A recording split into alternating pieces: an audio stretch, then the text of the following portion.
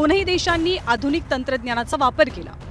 युक्रेननं AI आधारित ड्रोन्सचा वापर करून शत्रूच्या हालचालींवरती नजर ठेवली आणि अचूक लक्ष्यभेद केला, तर भारतानं प्रिसिजन गाइडेड वेपन्सचा वापर करून दहशतवादी तळ नेस्तनाबूत केले। तर दोनही देशांनी एक प्रकारे टार्गेटेड आणि अधिकाधिक नुकसान करणारे हल्ले केले। मर्यादित पण अचूक कारवाई। दोन्ही देशांनी आपल्या ऑपरेशन्समधनं मर्यादित पण अचूक कारवाईवरती भर दिला। युक्रेननं रशियन सैन्याच्या रसद केंद्रांना आणि कमांड सेंटर्सला लक्ष्य केलं, तर भारतानं केवळ दहशतवादी तळांवर आणि पाकिस्तानच्या एअरबेसेसवर हल्ले चढवले। स्वदेशी संरक्षणावर भर। युक्रेननं 2014 सालापासून हायब्रिड संरक्षण मॉडेल स्वीकारलंय, ज्यामुळे युक्रेनला ड्रोन युद्धात आणि रिअल टाइममध्ये लक्ष्यभेद करण्यात एक ॲडव्हान्टेज मिळतो।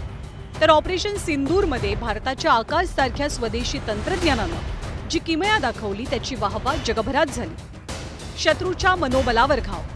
दोनही ऑपरेशन्सनं शत्रूच्या मनोबलावरती आघात केला। युक्रेनच्या ड्रोन्सनं रशियावरचा दबाव वाढवलाय, तर भारतानं पाकिस्तानला त्यांच्याच घरात असुरक्षिततेची भावना दिली।